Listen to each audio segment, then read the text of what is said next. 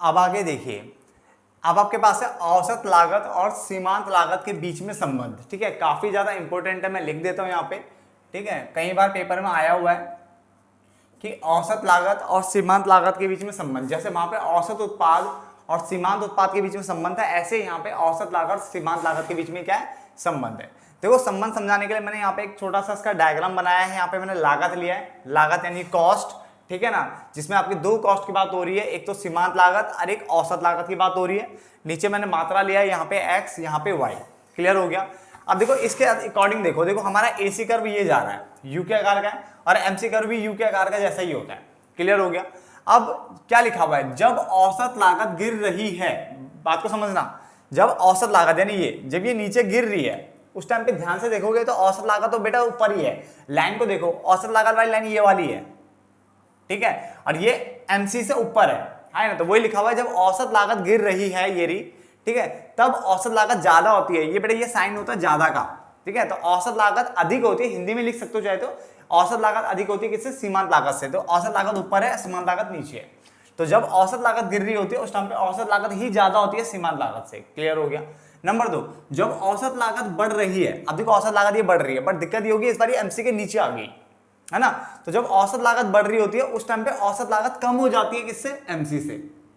कम हो गई, इस बार साइन उधर की तरफ चला गया, ठीक है, ये वाला साइन कम का है ना, तो वही लिखा हुआ है जब औसत लागत गिर रही थी उस टाइम पे औसत लागत ही ज्यादा थी एमसी से। अब औसत लागत बढ़ रही है तो इस टाइम पे एमसी ज्यादा हो गया किससे, औसत लागत से, औसत लागत कम हो गई है इस बार। क्लियर हो गया। पॉइंट नंबर 3, जब औसत लागत समान होती है, समान मतलब होता है बेटा स्थिर, जब औसत लागत स्थिर होती है, नहीं ये वाला पॉइंट, वहां पे एमसी और एसी दोनों बराबर होते हैं, यानी औसत लागत और सीमांत लागत क्या होते हैं, दोनों के दोनों बराबर होते हैं। क्लियर हो गया।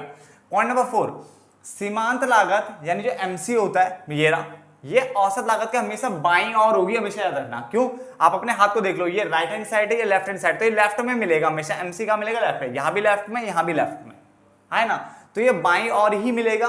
और एसी कर्व को उसके न्यूनतम बिंदु से, यानी सबसे जो नीचे का बिंदु है ये वाला, देखो ये सब ऊपर ऊपर के बिंदु है, देखो ये यहाँ औसत लागत बढ़ रही है, ये घट रही है, बट ये एक ऐसा पॉइंट है जहां पे सबसे नीचे तलवा इसका आ गया है ना, जो तल बोलते हैं, तो वहां पे से नीचे न्यूनतम बिंदु से काटेगी इस तरह से। ठीक है ना, दोबारा समझते क्या कह रहा है। देखो सबसे पहले जब औसत लागत गिर रही है तब औसत लागत ही ज्यादा है किससे, एमसी से, यानी सीमांत लागत से। नंबर 2, जब औसत लागत बढ़ रही है, जब औसत लागत बढ़ रही है उस टाइम पे एमसी ज्यादा हो गई है किससे, एसी से, इसका मतलब एसी कम हो गया और एमसी ज्यादा हो गया। नंबर 3, जब औसत लागत समान होती है, स्थिर होती है, वहां पे एसी और एमसी दोनों क्या होते हैं, बराबर होते हैं, यानी औसत लागत सीमांत लागत दोनों बराबर होते हैं।